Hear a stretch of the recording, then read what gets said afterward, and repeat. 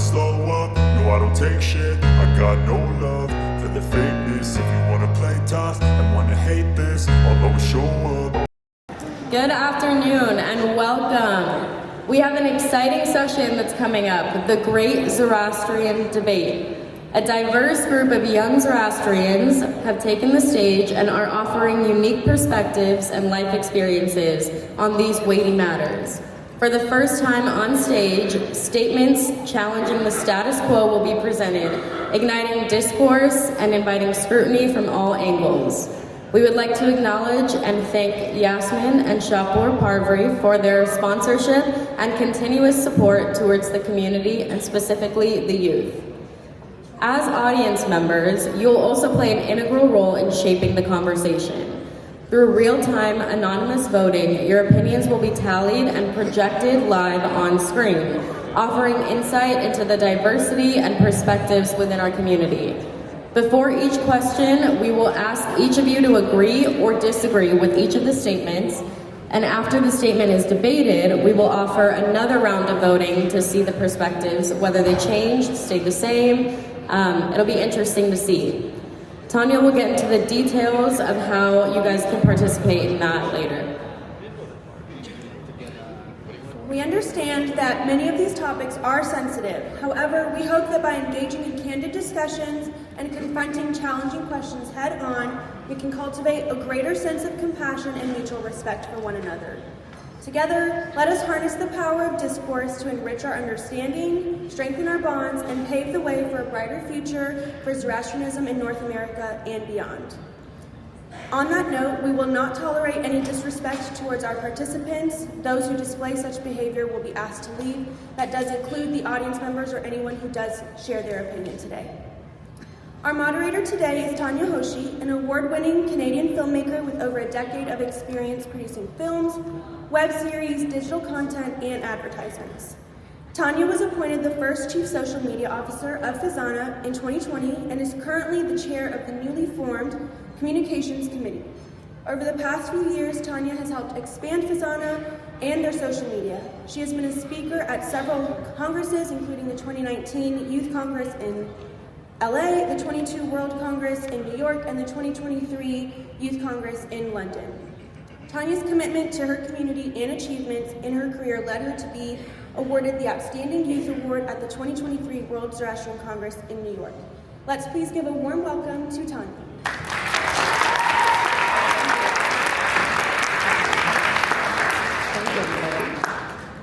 All right, so they say that there are three things that are always guaranteed in life: death, taxes, and Zoroastrians disagreeing with each other. Ladies and gentlemen, welcome to the Great Zoroastrian Debate. I am so excited to be your moderator today. And here on stage, I have 6 incredible panelists who are going to be debating with each other about different statements that I will be presenting with them today. But you all get to participate as well, but I will get to that in a second. This panel is inspired by a very popular YouTube series from the company called Jubilee. I'm sure some of you have seen it. It's called Middle Ground. And today's session is going to allow us to see if we can find a middle ground on some of the most polarizing topics in our community.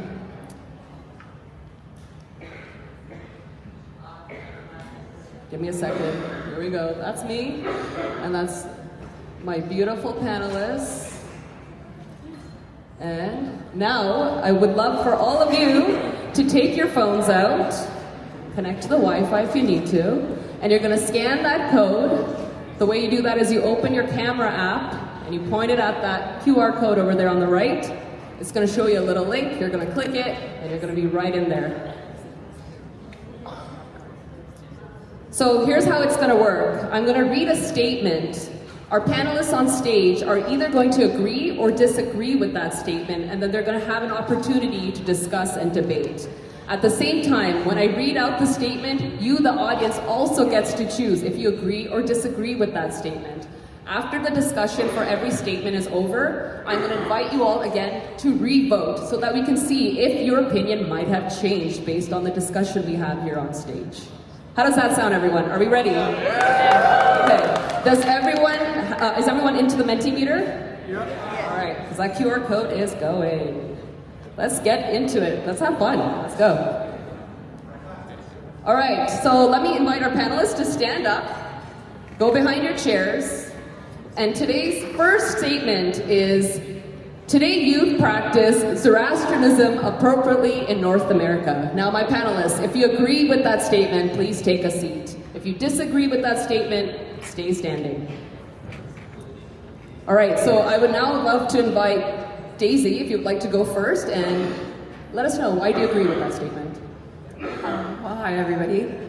I would say yes to this. I agree with this statement, just because I feel like coming to North America, we obviously don't have resources everywhere, depending on whatever state we're living in. So we try to practice it to our best ability, and I think that's why I agree with the statement. Yeah, so I think there's a distinction to be made here between practicing the religion as a religion and the spiritual aspect versus the ritual aspect. So I think there's two sides to that. And I think in terms of the religion and the spirituality, that's a personal decision. Your interpretation of the faith and how you apply it in your day-to-day life is your decision, and no one can tell you how to practice that.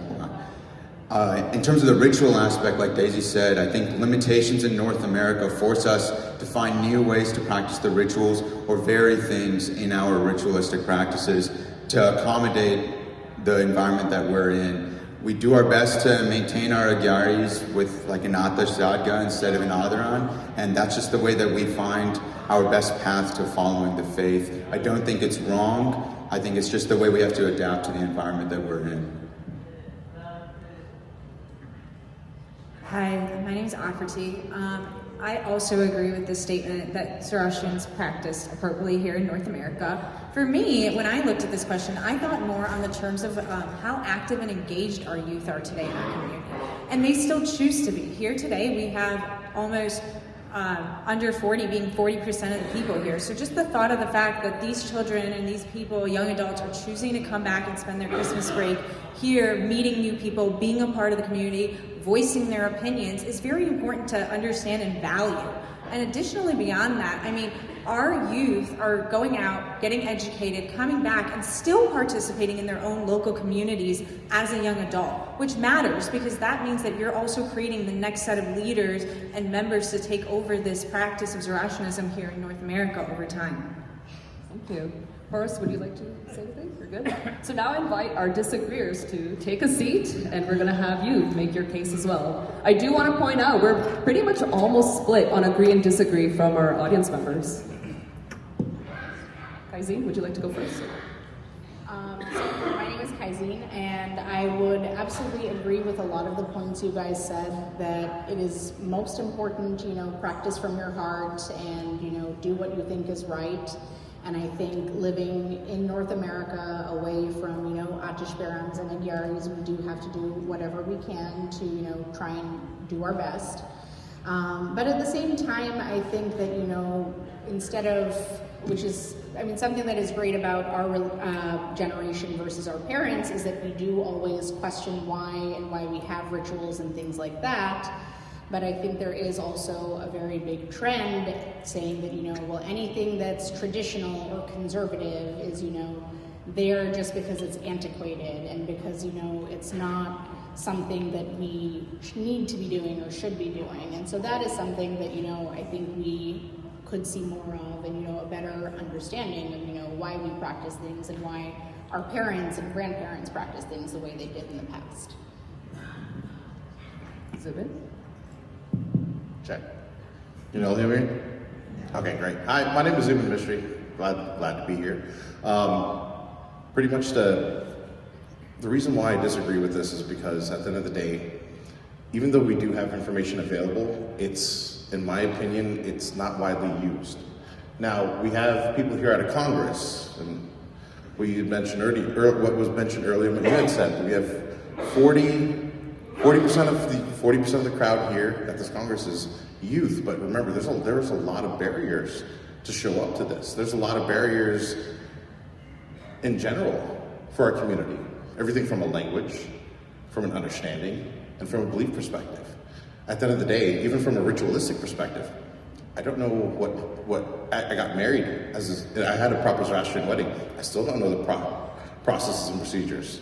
I myself have a child. Went through a Beston ceremony. Still trying to understand and better understand what is needed. How many eggs, cubes of sugar, all these things, right? So I think it's important to have a more predominant, centralized, and agreed upon repository of information, not just of the religious text, and hopefully that's translated, but also like our rituals as well, something that's available for everybody. Yeah. So I agree with what you're saying, but is it not a testament that, like you said, you managed to have a Zoroastrian wedding, you overcame the barriers of your time with the resources that we have today? You're vouching for like more resources tomorrow, and I completely agree with that. But with the resources that we have today, is it not a testament that we are practicing it to the best of our ability? The fact that there are 40% of people here under 40, the fact that you were able to get married, you are trying your best to raise your child in a Zoroastrian household, we have to adapt to the situation that we're in, the environment that we're in, where we're not surrounded by Parsis like those overseas, and we're doing the most with what we've got.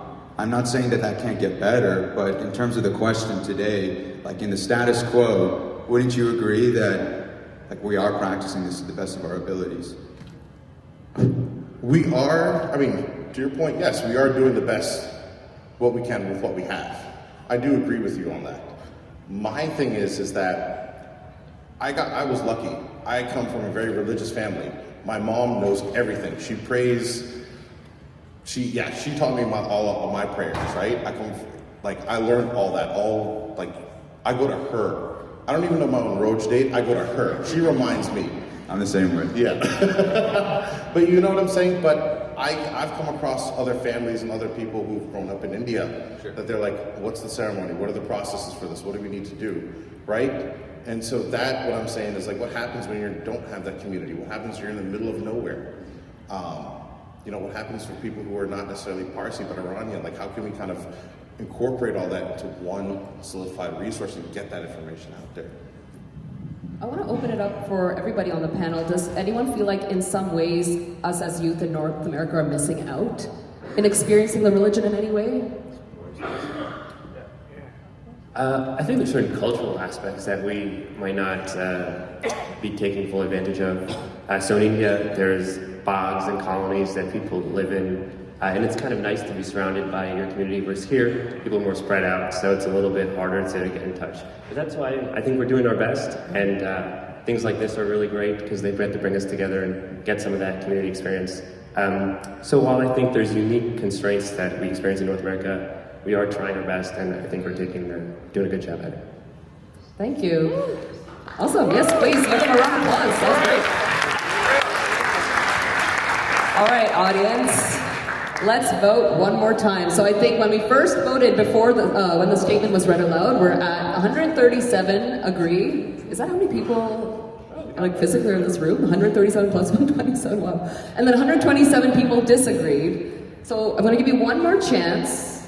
Youth today practice Zoroastrianism appropriately in North America. Please vote one more time. I need all 300-ish of you to vote again. Which I'll take this time to say, wow, this is such an incredible turnout. We're so impressed by this. So thank you for being here. This is amazing. And in order for this session to work, if you vote the first time, you have to vote the second time. All right, this is interesting. It's not 50-50 anymore, but we are missing a little bit of votes, so I won't necessarily look at it that way, but yeah, it is quite starkly different, and I think more people are skewing towards agree. Interesting. We'll take what you want with that. All right, panelists, please stand up, and we will move on to our next statement. Is everyone ready? Statement number 2, let's go. Allowing conversions will help the Zoroastrian population grow. If you agree, please take a seat.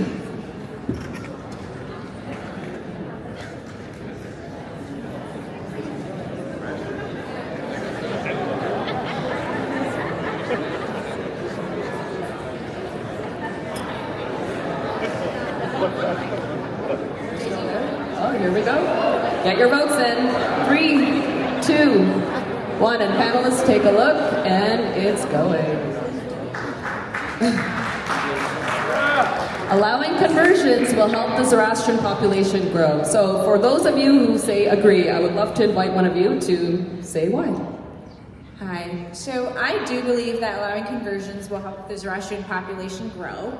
Personally, the way I look at it is that we're in this modern day and age where there are a lot of people whose ancestors may have been Zoroastrian and want to have the opportunity to reconnect back with the faith. There's also those who may understand and really value the message of our religion and want to have the opportunity to devote themselves to a Muslim. Why deny people that opportunity? We belong to such a wonderful community. We have such an amazing religion. We value this religion or we wouldn't be here today. And so therefore, why deny other people that opportunity to be a part of it? It can only help us to get more people involved, bring that community out, get more resources for us, get more people involved in the community, and get greater service. And in all different aspects of service towards our faith, if we have more people involved within the faith. And so I really believe that when we're looking at turning, in a century, you need to have the population to facilitate future events, facilitate future ideologies of the religion, and that can only be done if we maintain that population or grow that population over time, and conversions will help with that. Thank you. Burzin? So, as a priest, I challenge those who disagree with this statement to ask yourself a couple of questions. First, who are you to decide who can and cannot practice a religion? That's fundamental. And second, if you are in a subset of the previous question that disagreed that youth are not practicing the religion appropriately today, of those youth who are from Zoroastrians by birth, could you not argue the case that someone who seeks the faith out on their own, puts in the work and dedication to understand the tenets of the religion, and then goes even the step further of trying to convert by doing their Notrat ceremony or contributing to the community, could you not argue that those individuals are arguably more committed to the faith than those youth that you were calling out on practicing the religion?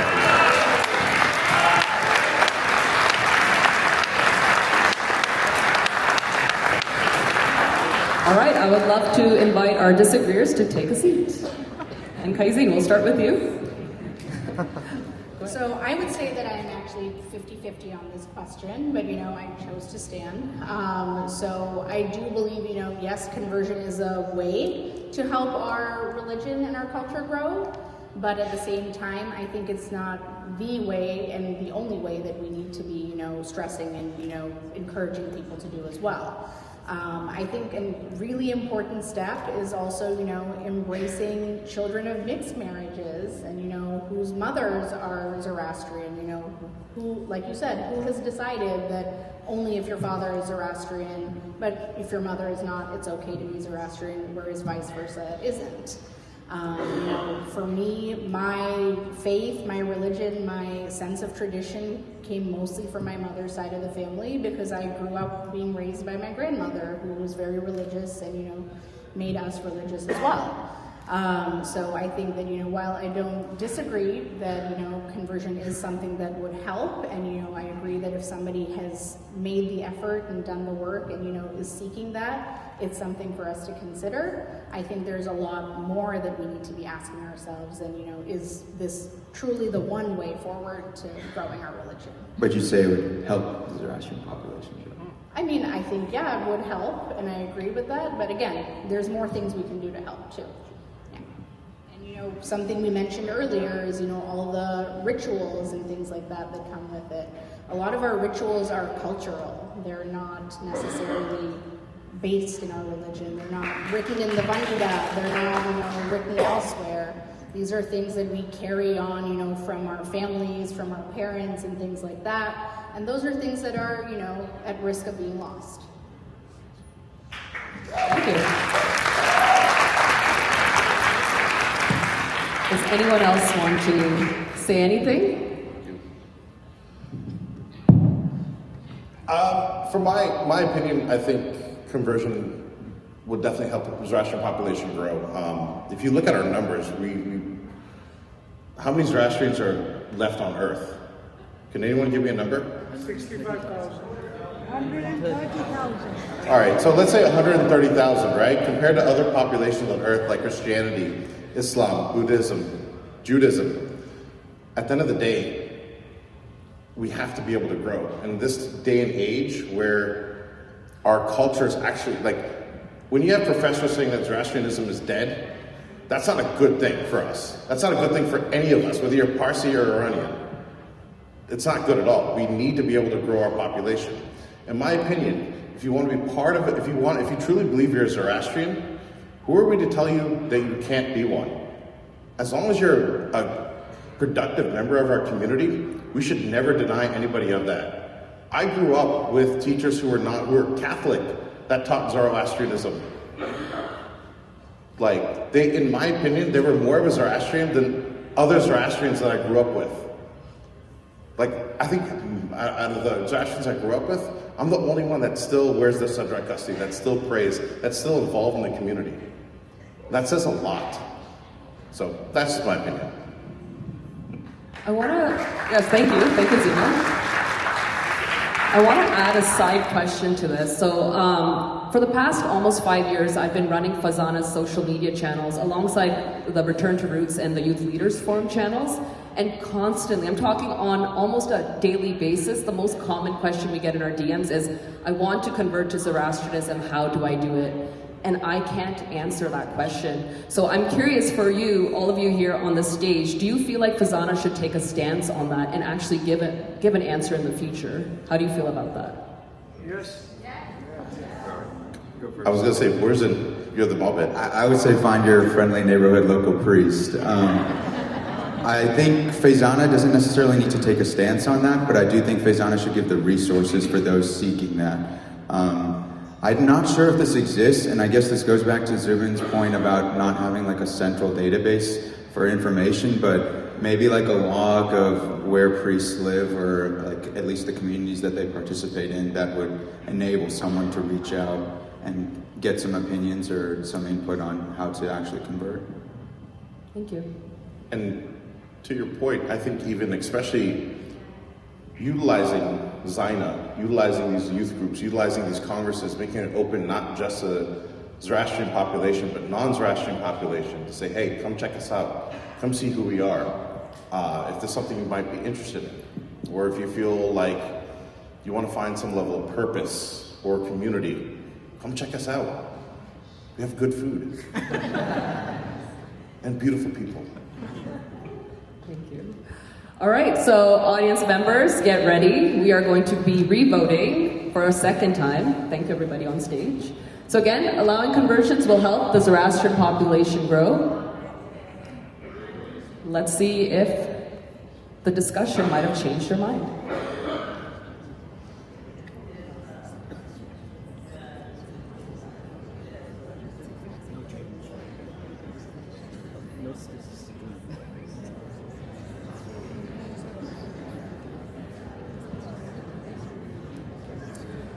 I want to compare it to what it was before.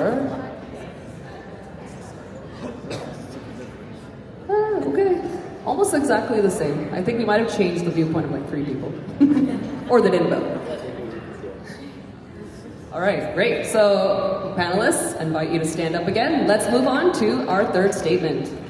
Audience members, please get ready. Okay, only Zoroastrians should be allowed in consecrated areas of worship.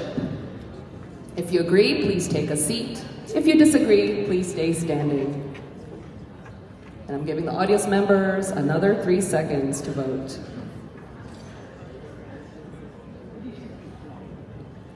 All right. So I would love to now invite our agreeers to let us know if you'd want to make a case on why you agree. So I think this question is really nuanced. I want to put that out there. To me, consecrated means like it follows the procedure of being something more than an atesh dadga, which is, to those who don't know, the household fire. We ignite it for a jashan and we put it out. I don't think there is anything beyond that in the United States or North America right now. Someone can fact check me on that. But an atesh adran goes through the consecration process of being sourced from multiple fires in India and Iran, and it's kept burning 24/7. There are 5 gays that are prayed on it every single day, and it's a very traditional site for worship.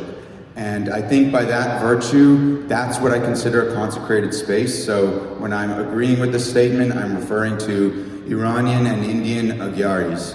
And by that token, there are centuries of traditions, rules, and values that need to be followed. I think it's wrong for us to go somewhere else and try and push our views on a culture that's already established. In North America, however, I completely disagree with this statement. It's our job to ensure that faith carries forward, and I do think that non-Zoroastrians should be allowed in our sacred spaces here. I just think that we need to respect the laws of the land whenever we refer to our motherland. Thank you.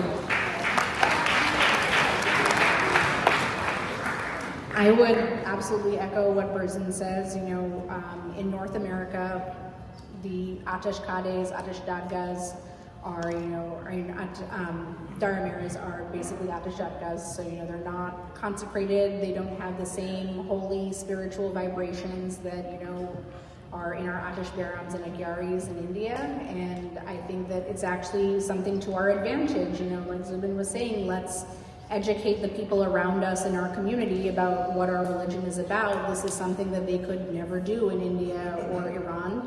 And it's an opportunity for them to, come in and see what it is like without, without not being respectful of the laws and, things that have been there for centuries and centuries. Thank you, Kaizeen. All right, I would like to invite our disagreeers to take a seat and let us know why you disagree with the statement. So, for me, I think it echoes back to the conversion question where it seems hard to decipher how would you determine who is a Zoroastrian. And it seems like in India, the way they do it is if your father was a Zoroastrian, then you're a Zoroastrian. But then what if your mother was a Zoroastrian? I feel like it's not right to discriminate against people that way. And I think, again, if it's in your heart that that's something you want to do, I don't think we should make people feel like they don't belong or they're less than others. So for me, I think it should be something that we want to share with the world and leave open to everyone.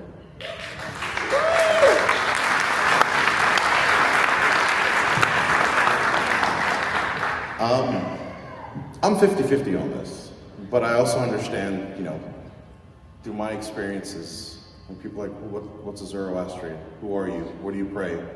Where do you pray? Like, at the end of the day, we do have holy sites, but we shouldn't hide it from the world.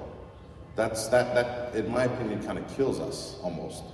We're hiding when we should be sharing the beauty of our religion, sharing the beauty of our architecture, our history. Ervad and Navsari, those cities, those beautiful cities are amazing. Now, mind you, yes, non-Zoroastrians, in my opinion, should be able to visit, but also making sure that when they're visiting, they're respecting the land. They're not throwing trash everywhere. They're taking their shoes off. They're respecting the priests that are praying. They're not taking photos or taking selfies in front of the fire. They're actually there to either meditate or just be grateful to be there in the first place. Take in the environment, take in the culture, take in the prayers, everything. And so for me, I feel like only letting Zoroastrians in cuts us off from the world. You don't see Christians doing that. You don't see Muslims doing that. You can visit mosques. Mecca, but you can still visit mosques, right? You could still visit Jewish temples, Hindu temples. We should be able to open ourselves up to the world. Of course, within certain limitations, at least for the places actually all places. Either if you go to the Atashkade here in Houston, it's open. It's open to everybody. Come take a look, learn about us, but make sure you're respecting our culture, our religion, and the people there. Thank you. Great. We are going to now move forward. So audience members, I would love to invite you to vote again.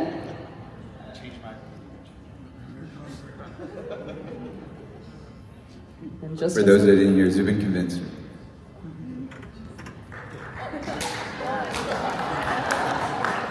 said he changed his opinion. It's hard. So just a reminder, this is what it was beforehand. And this is where we're at now.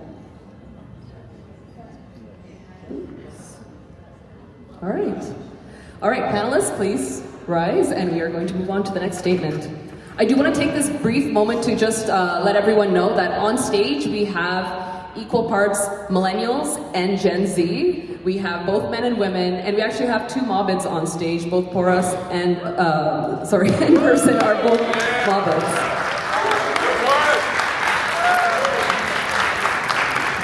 All right, next question, let's get ready. Youth struggle to connect with the Zoroastrian religion today more than ever. If you agree, please take a seat. And if you disagree, stay standing. All right, I would love to now invite our panelists to say why they agree. Hi. I agree with this statement because I was thinking about this statement from the point of when we have youth of past generations, many of them grow up in a geographical region where they are heavily surrounded by other Zoroastrians or those that are very well acquainted with the faith. This means that when you're leaving your home, you're interacting with other people, you're able to also expand into the other facets of the religion besides just the prayer or the actual religious aspect of the religion. Whereas nowadays, we are now in a state and a place where many of us are connected with people all over the world, and many of the people we interact with, even on a daily basis, teachers, neighbors, people we see around, don't know our faith, or may not even really be aware of Zoroastrianism or what it stands for. And so for the youth of today, it's very hard to get into those other aspects and facets of the religion that existed before for people. I think Poruz mentioned like bogs and stuff that existed in many people who grew up in India, but now's youth doesn't have that experience, which really helps change the connection that you may have with the faith.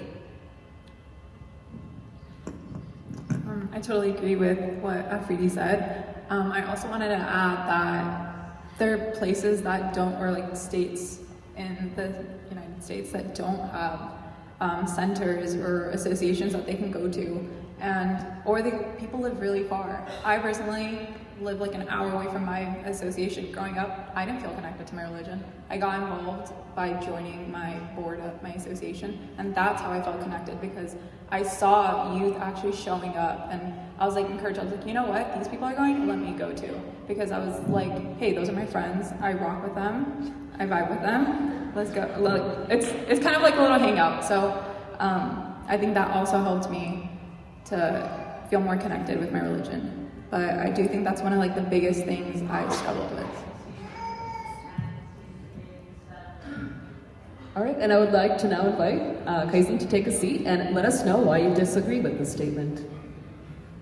So I would say, firstly, youth in North America especially, we all have very different experiences growing up. So Daisy and I are from the same Parsi community. We both grew up in Los Angeles, away from Orange County, where most of the other Zoroastrians in our community are.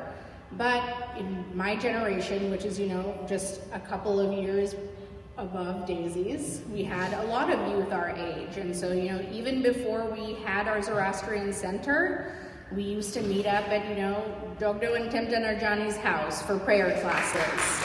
And then after that, it was so-and-so's house, or we would meet up, at this auntie's class. And so I think it just depends a lot on, sometimes your parents' connection to the community, sometimes, the effort to go to all these places. And I do understand that, it is isolating being in areas without other Zoroastrians. I went to medical school in Des Moines, Iowa. And, when I was there with no other Zoroastrians around, like I used to crave, coming back to these gatherings and things like that, coming home for Nowruz, coming home for Pateti and things like that. The other thing is, something we've all mentioned is now we have resources like Instagram and, the Fizana Instagram page that strives to connect us to roots. These are things that I never had growing up. So, if you didn't have this, what did we have? We had the Zoroastrian Wikipedia page, and that was a huge deal for us, when we're oh wow, there's my religion in a place that other people are there to see it. So, youth today do have significantly more resources, and, I think a lot of it is just a matter of using them. And, as Zubin has mentioned, we don't have a centralized thing. I think in North America, Pithawalla is the closest thing we have to that, and I think that's what's connected all of us who are here on this stage to be here and be present and participating in this. But I think a lot of it is, just generational differences, and how many people around your age are there too. I think there's not as many youth around Daisy's age as compared to the people who are in my age group. And yes, we did span, quite a few years in our groups of friends. I was one of the oldest. I have very close friends who are like up to 5-6 years younger than me. But at the same time, like when we all moved to the Southern California Zoroastrian community, that was what we had. And I think that's what everyone strove to be together and make a lot of effort to connect and be around each other for. Thank you. I want to have a follow-up question to this. And I invite the audience to discuss this as well amongst yourselves after the session. But do you believe we should focus more on cultural events or religious ceremonies to engage Zoroastrian youth? Does anyone have a strong opinion on this?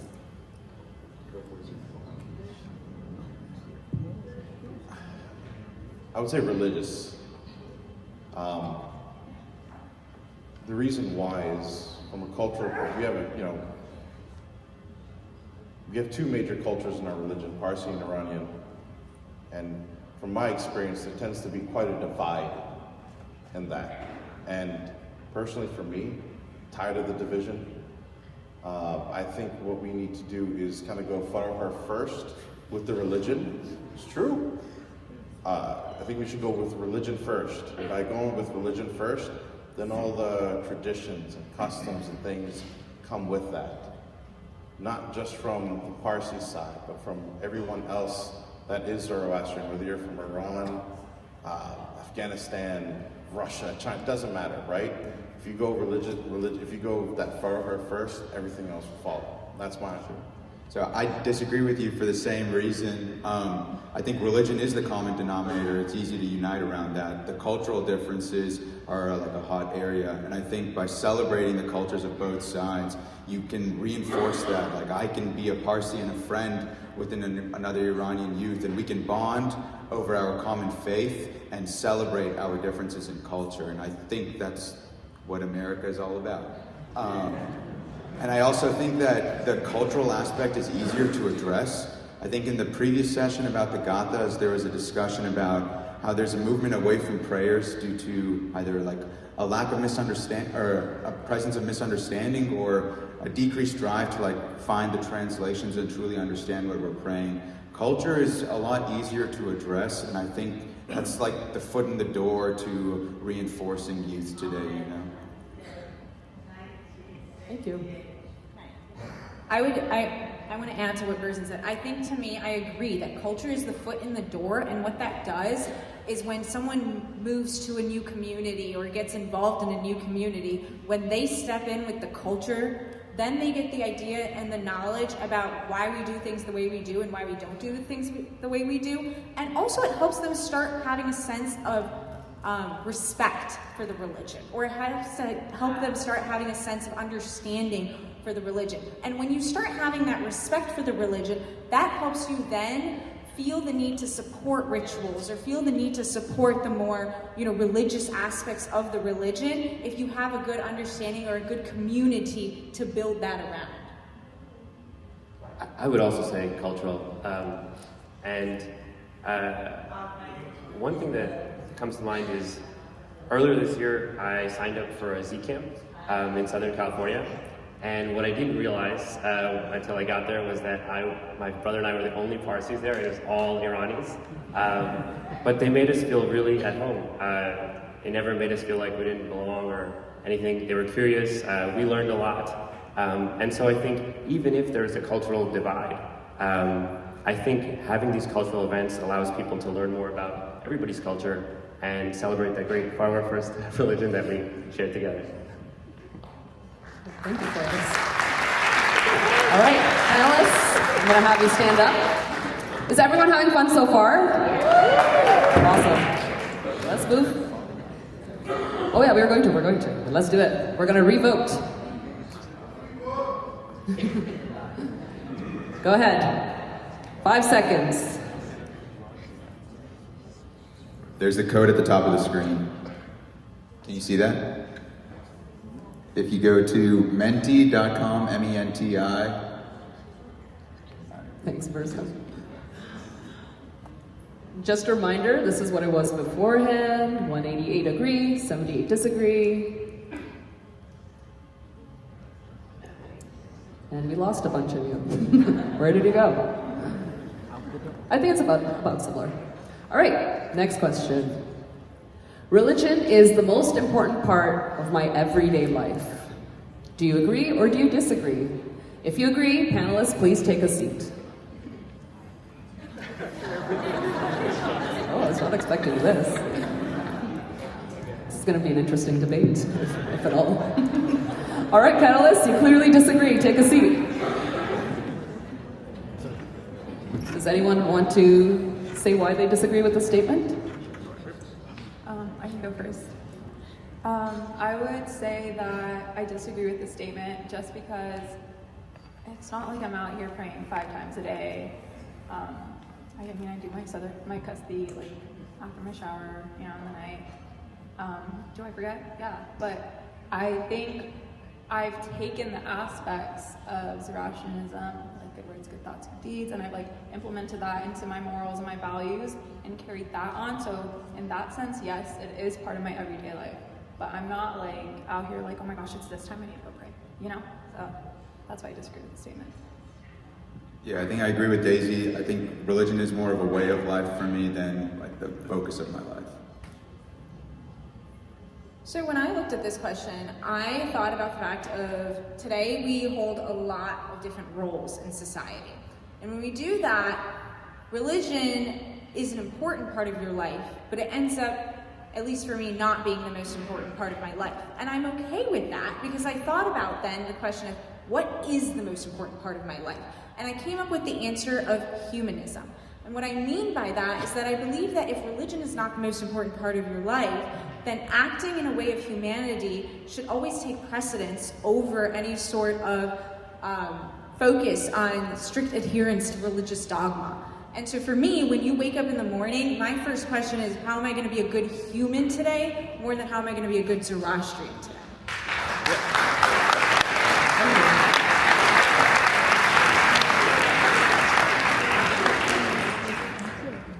I would agree, and to kind of piggyback off of that, our religion teaches us to be a good person. And I think for all of us, first and foremost, that's the most important partner of our life. I'm very religious. I do wear my Southern custody every day, and it doesn't mean that religion is the most important part of my life.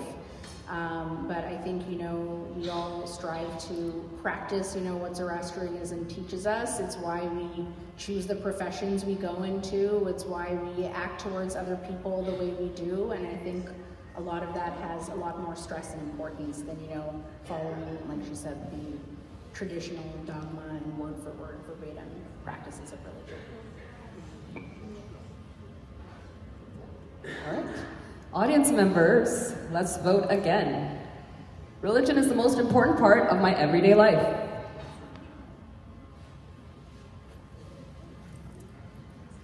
Just so you can see, this is what it was before.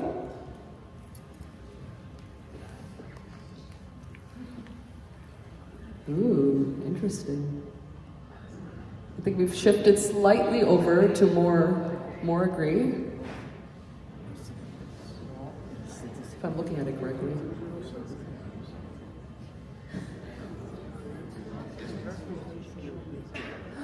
Okay, great.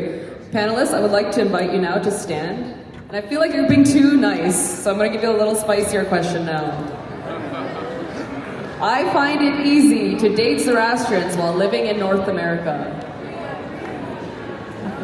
If you agree, take a seat.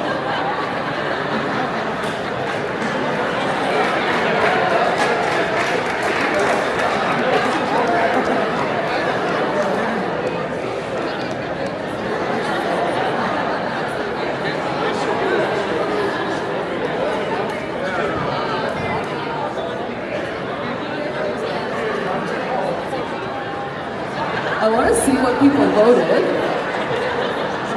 Oh, this got people talking. All right, my disagreeer, sit down and tell me why you disagree. I can go ahead and kick this off because I'm married to a Zoroastrian. She's in the crowd. I'm not going to call her out. I'm not going to do that.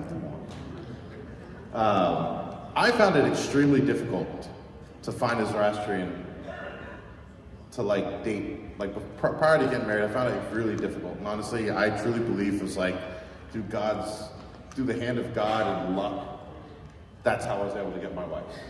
You know what I'm saying? Like for me, I just found it really difficult. And coming from coming from the DC area, where at least in my opinion, there wasn't really many people to date out in that area. Doing long distance, at least at the time, was something just out of the question for me. Like I said, through luck, a little bit of alcohol, prayer, and now we have a 7-month-old.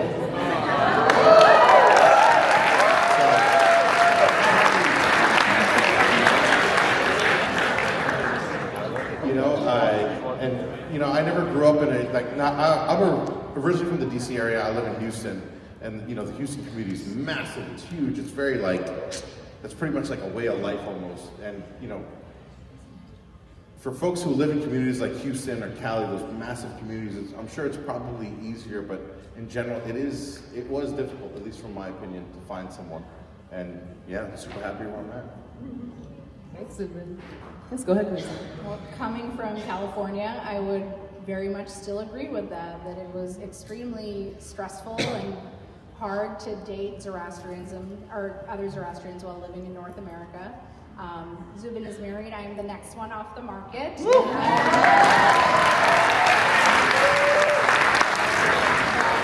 will say I agree with Zubin that it was luck, timing. My fiance is right there. I will call him out.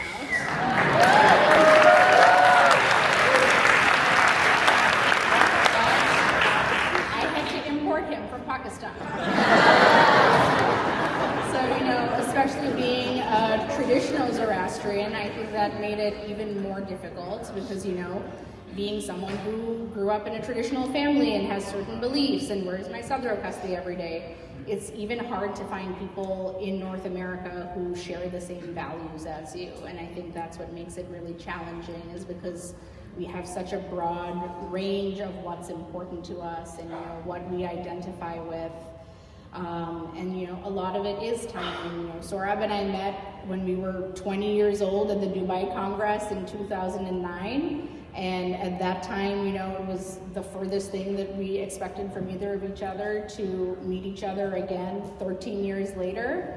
But I think it also has a lot to do with where you are in life. I think especially as a woman in North America, it is very, very difficult to date because, we are kind of pressured to have careers and work on our professions and things like that too. And so then there becomes, this big age difference in who's looking, who's not available, who's, ready for a commitment. And I think that was also a tremendous struggle that I faced because, at the same time, even though we say that we are progressive living in North America and things like that, no one wants a wife who's, 2 or 3 years older sometimes. You still want a younger wife or something like that. So, that's a challenge that we face. And I think it's something that we definitely need to encourage and promote to have, more events where we can meet other youth who are interested in each other and, encourage people to date other Zoroastrians because that's, how we find our partners.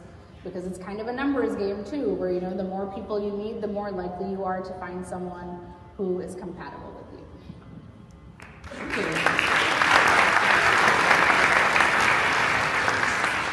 I will say, congresses are a great place to find a mate. I found my wife at the 2010 Congress as well.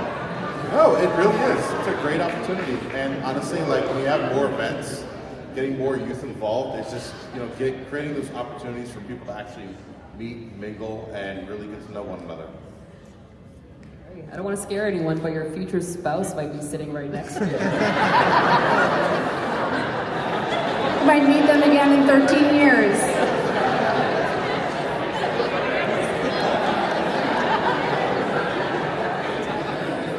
audience, let's vote once more. We'll wrap this question up. I find it easy to date Zoroastrians while being in North America. This is what it was before.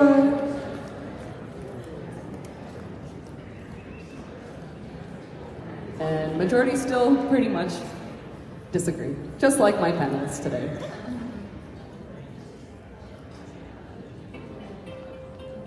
All right. Panelists, please rise. All right. Our next and possibly our final question. The greatest threat to Zoroastrianism is lack of knowledge about the religion and rituals. If you agree, please take a seat. And if you disagree, stay standing. I'm so happy you're not all standing this time. All right, audience members, a couple more seconds. All right, so I would love to invite Burzin or Kaizeen, whoever wants to go first. Why do you agree? Yeah, I mean, I think that we have a lot of issues that, make it difficult for our community to flourish, but I think that knowledge of our religion and rituals and, not asking why we do things a certain way is, what makes people disengage. And, it's what makes a lot of, especially younger people, reject Zoroastrianism or reject culture and rituals and traditions and things like that.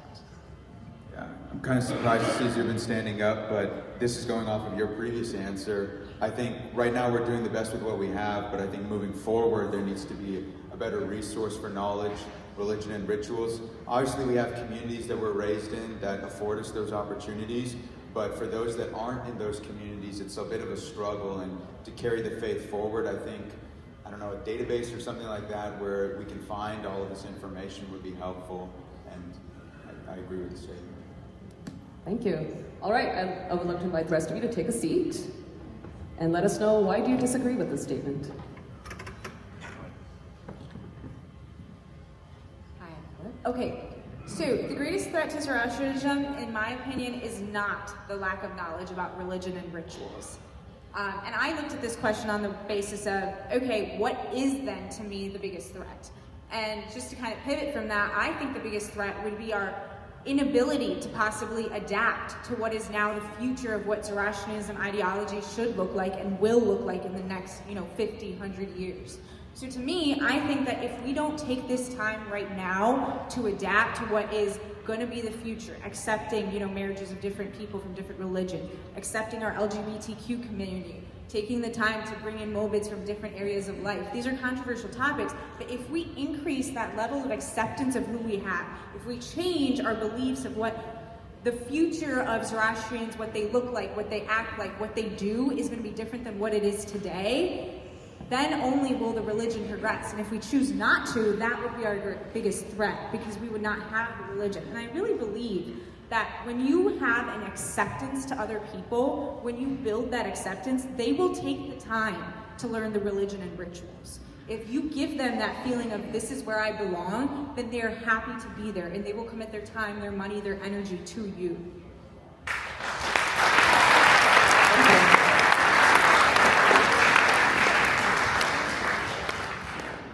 So, Afriti, I completely agree with you. And Burzin, to answer your question, the thing is the lack of knowledge about the religion, we can get that knowledge, we can put that information together.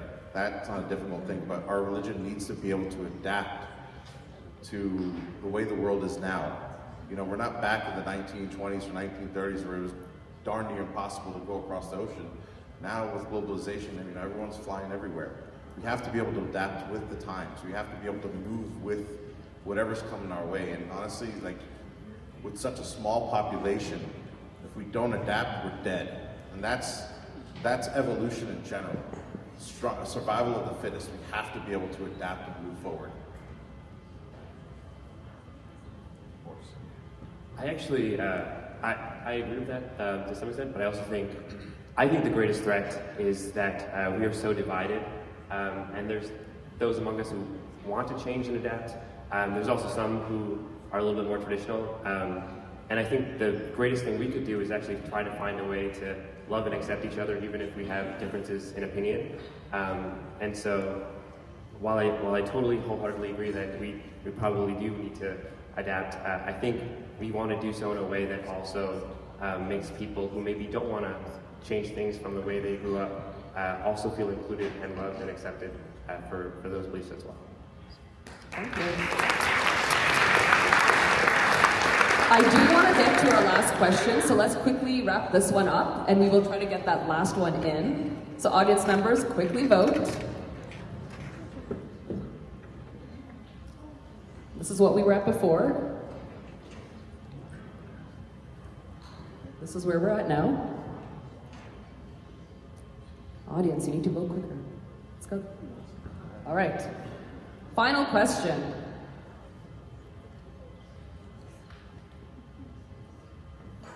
North America is the most ideal place for Zoroastrianism to flourish. If you agree, please take a seat. If you disagree, stay standing.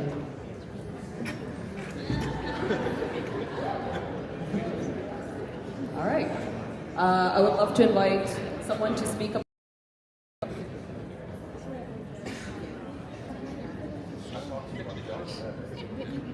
I think I'm 50-50 on this. I can argue that like the Parsi colonies and Zoroastrian stronghold in India is a perfect place for Zoroastrianism to continue to flourish. But flourish means expansion, it means taking risks, it means, like they said, adapting. And I think in the modern world we have to move on, or we stumble and we fall. And the only way forward is to make do with what we have and try to push for better with what we have right now. So I think that's the only way moving forward that we really have a choice. Okay, I would just like to add on to this that when I looked at this question, I thought my first thing is we have only been in North America for probably 50 years, Zoroastrians. They have not been here for a long time. And while they have been here, they've already created so many cultural centers, so many places of worship, so many, religious organizations throughout North America, so much money and fundraising for people, so much community service. So if we have done all of that in just 50 years, what's to say what we can't do in the next 50? Having that positive mindset of what we're going to build for the next 50 is really where we come to. And with this question, when I think of ideal place, I think of the fact that North America offers religious freedom. It offers us the greatest advancements in technology and resources. It gives us the opportunity to open up NGOs.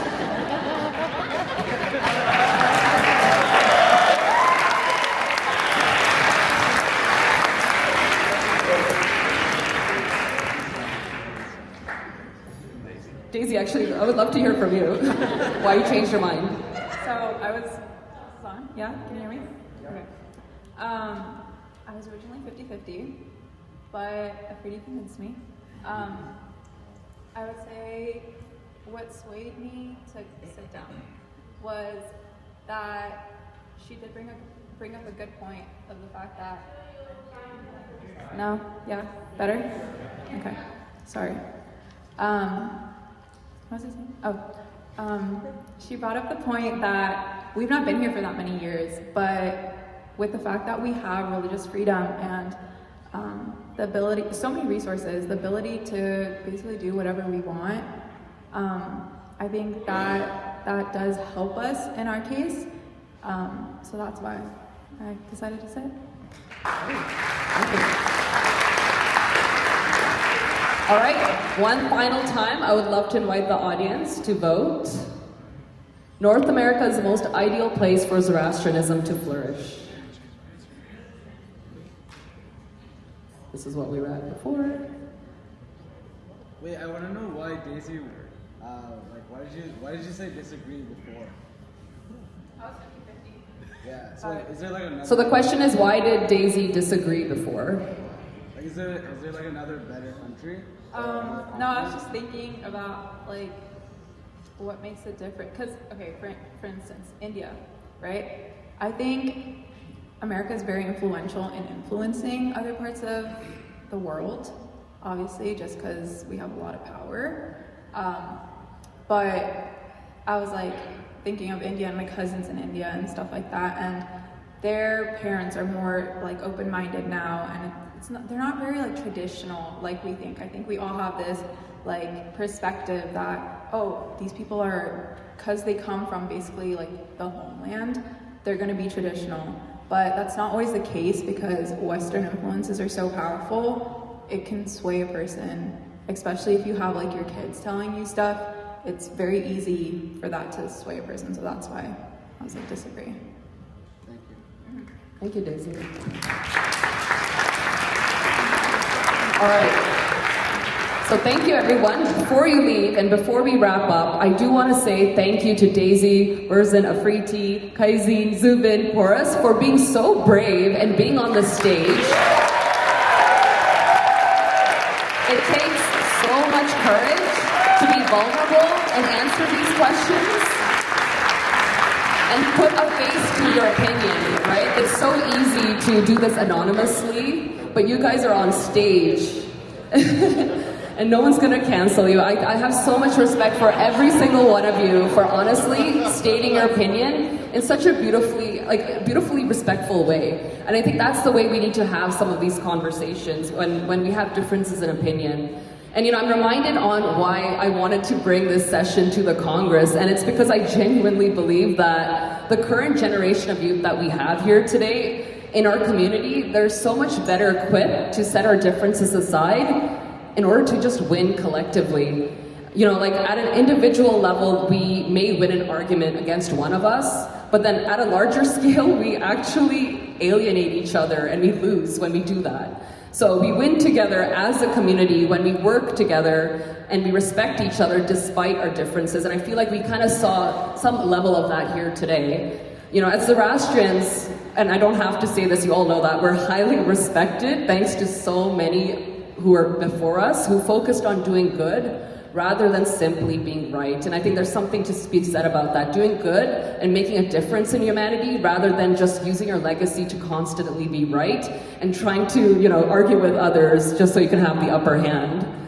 And I want to end by saying, it's not, being Zoroastrian isn't what makes us special. What makes us special is when we take the teachings and learnings from our religion and we use it for the betterment of humanity.